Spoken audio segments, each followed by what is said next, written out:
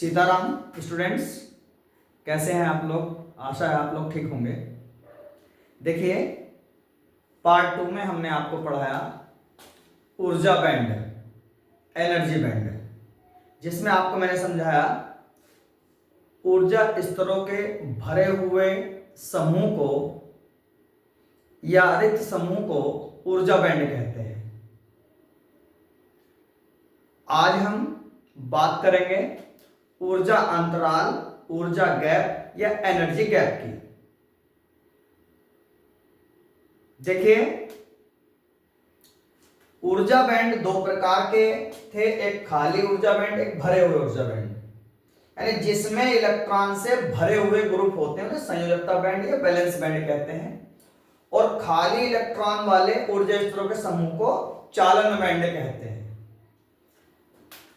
चालन बैंड और संयोजकता बैंड दोनों के बीच कुछ गैप होता है, कुछ अंतराल होता है। यानी इसके इलेक्ट्रॉन को ऊपर जाने के लिए, यहां से यहां भेजने के लिए, संयोजकता बैंड से चालन बैंड में भेजने के लिए कुछ एनर्जी की जरूरत पड़ती है,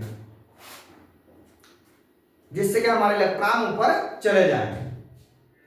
और जब इलेक्ट्रॉन ऊपर जाएंगे तभी ये इनमें करंट का फ्लो होगा। जब तक करंट का फ्लो नहीं होगा तब तक हमारा सेमीकंडक्टर कंडक्टर के रूप में वर्क नहीं करेगा। तो हमारी डेफिनेशन क्या बनती है, परिभाषा क्या बनती है एनर्जी गैप की, ऊर्जा अंतराल की?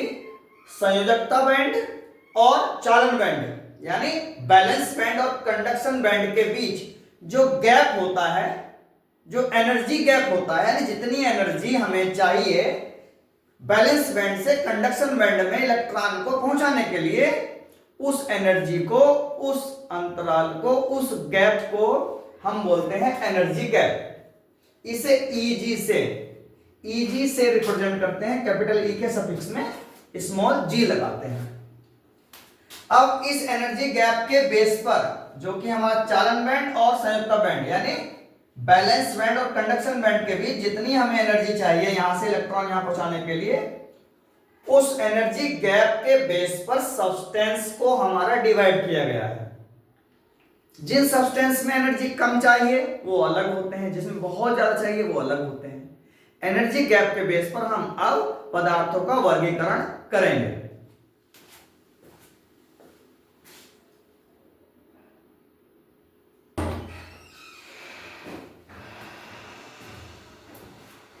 ऊर्जा बैंड के आधार पर एनर्जी गैप को लेकर के पदार्थों का वर्गीकरण, यानी ऊर्जा बैंड के आधार पर पदार्थों का वर्गीकरण। अब मैंने आपको पढ़ाया ऊर्जा गैप के दो बैंडों के बीच जो गैप होता है उसे ऊर्जा गैप कहते हैं। अब हमारे चालक पदार्थ क्या है? वे पदार्थ जिसमें चालक बैंड और संयोजकता बैंड यानी बैलेंस बैंड और कंडक्शन बैंड के बीच बिल्कुल भी गैप नहीं होता है, यानी वो एक दूसरे के बहुत समीप होते हैं या एक दूसरे पर ओवरलैप्ड होते हैं, अति व्यापित होते हैं। इनमें इलेक्ट्रॉन को संयोजकता बैंड से चालन बैंड में भेजने के लिए ऊर्जा की जरूरत नहीं पड़ती। इलेक्ट्रॉन स्वतः ही अपने आप फॉरवर्ड होने लगते हैं, क्योंकि बहुत नजदीक होते हैं। इनमें ऊर्जा गैप शून्य होता है। तो ये चालक पदार्थ कहलाते हैं।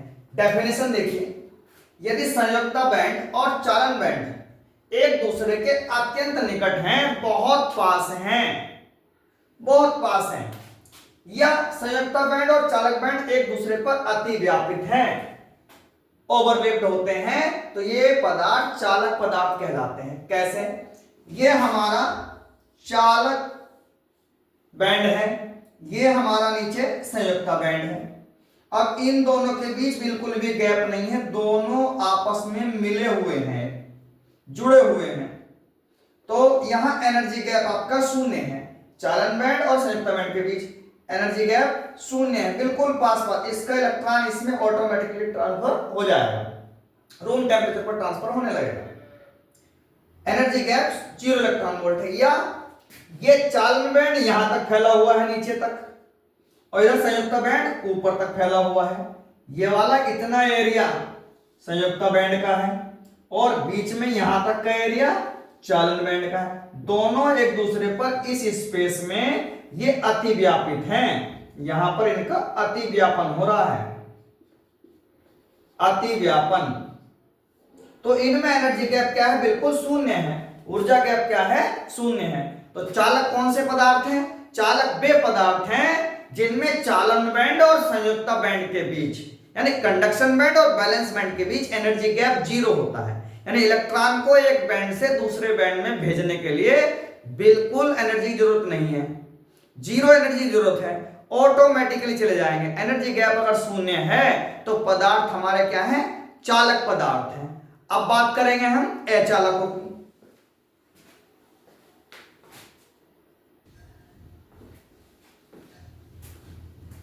अचालक पदार्थ इंसुलेटर।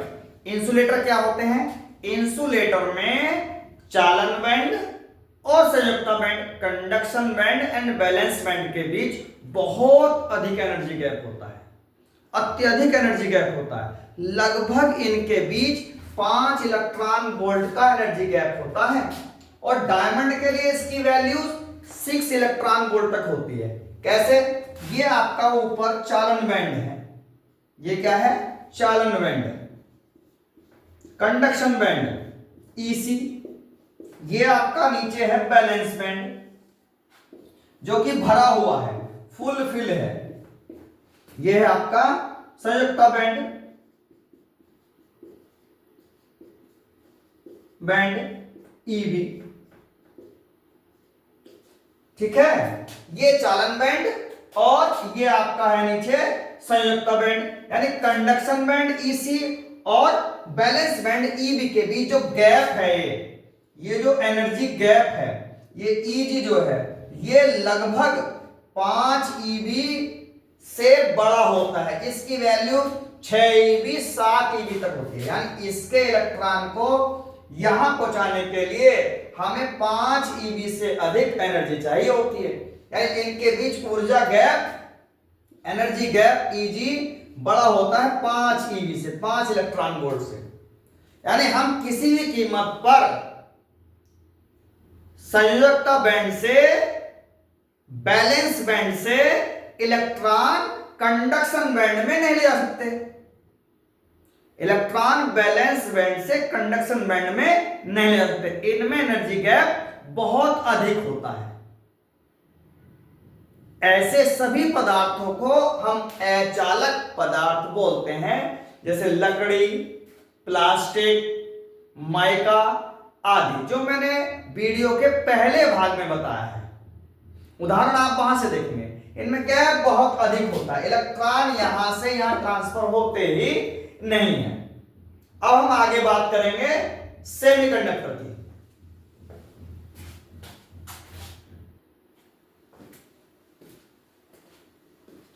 अब बात आती है सेमीकंडक्टर की। सेमीकंडक्टर क्या होते हैं? इनमें कंडक्शन बैंड और बैलेंस बैंड, कंडक्शन बैंड और बैलेंस बैंड के बीच एनर्जी गैप बहुत कम, यानी 3 इलेक्ट्रॉन वोल्ट से भी कम होता है। अर्थात अगर इन्हें बाहर से इतनी एनर्जी मिल जाए, 3 इलेक्ट्रॉन वोल्ट से अधिक एनर्जी मिल जाए, तो इलेक्ट्रॉन कंडक्शन बैंड से बैलेंस बैंड से कंडक्शन बैंड में जाने लगेंगे। इनके बीच जो एनर्जी गैप है, जो ऊर्जा अंतराल है, वो आपका 3 इलेक्ट्रॉन वोल्ट से कम होता है। Energy gap easy 3 electron volt से कम होता है। यानी एनर्जी 3 ईवी से मिल जाए तो इलेक्ट्रॉन यहां से यहां ट्रांसफर हो जाएगा, यानी चालक हो जाएंगे।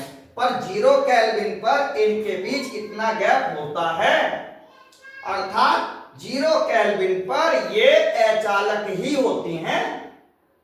इनमें 0 केल्विन पर करंट फ्लो नहीं होता है। देखिए, आपका एनर्जी गैप सिलिकॉन के लिए 1.1 ईबी, यानी इतनी एनर्जी मिलने से 1.1 इलेक्ट्रॉन वोल्ट एनर्जी मिलने से सिलिकॉन कंडक्टर बन जाएगा। और जर्मेनियम तो बहुत कम, 0.72 इलेक्ट्रॉन वोल्ट। गैलियम आर्सेनाइड 1.41, जो कि 3 इलेक्ट्रॉन वोल्ट से बहुत कम है। ये सारे इतनी एनर्जी देने पर आपके कंडक्टर की भांति बिहेव करेंगे, पर 0 केल्विन पर 0 के पर ये आपका इंसुलेटर ही होगा। इनमें विद्युत चालन कैसे होता है? रूम टेम्परेचर पर। रूम टेम्परेचर कितना होता है? 300 केल्विन, लगभग 27 डिग्री सेल्सियस को आप रूम टेम्परेचर बोलते हैं। इस टेम्परेचर पर इनके इलेक्ट्रॉन ऑटोमेटिकली एनर्जी गैप कम हो जाता है, इलेक्ट्रॉन ट्रांसफर होने लगते हैं। तो मैंने आज आपको क्या पढ़ाया? ऊर्जा गैप। कंडक्शन बैंड और बैलेंस बैंड के बीच जो गैप होता है, इलेक्ट्रॉनों को एक बैंड से दूसरे बैंड में भेजने के लिए जितनी एनर्जी चाहिए उसे आप एनर्जी गैप या ऊर्जा अंतराल कहते हैं। पहले पढ़ा आपने चालक, कंडक्टर, ऐसे पदार्थ जिसमें बैलेंस बैंड और कंडक्शन बैंड यानी संयोजकता बैंड और चालन बैंड के बीच ऊर्जा गैप शून्य होता है। इनके बीच कोई गैप होता ही नहीं है या एक दूसरे पर ओवरलेप्ड होते हैं, एक दूसरे के ऊपर चढ़े हुए होते हैं, अति व्यापित होते हैं। इलेक्ट्रॉन स्वतः ही बैलेंस बैंड से कंडक्शन बैंड में जाते हैं, तो ये आपके हैं चालक पदार्थ। अचालक, अचालक क्या है? इंसुलेटर क्या है?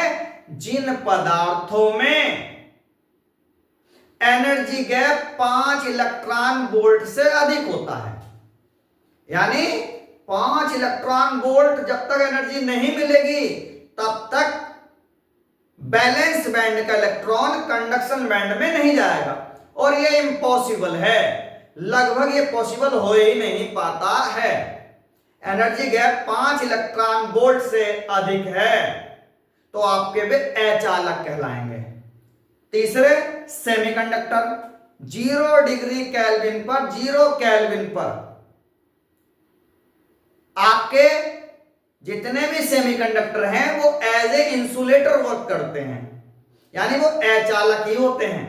इनके बीच ऊर्जा गैप 3 इलेक्ट्रॉन वोल्ट से कम होता है, यानी अगर इन्हें टेम्परेचर बढ़ाया जाए तो उसमें विक्षोभ के कारण, थर्मल प्रॉपर्टी के कारण इलेक्ट्रॉन बैलेंस बैंड से कंडक्शन बैंड में चले जाएंगे, अर्थात इलेक्ट्रिसिटी कंडक्ट होने लगेगी, विद्युत धारा का प्रवाह बन जाएगा।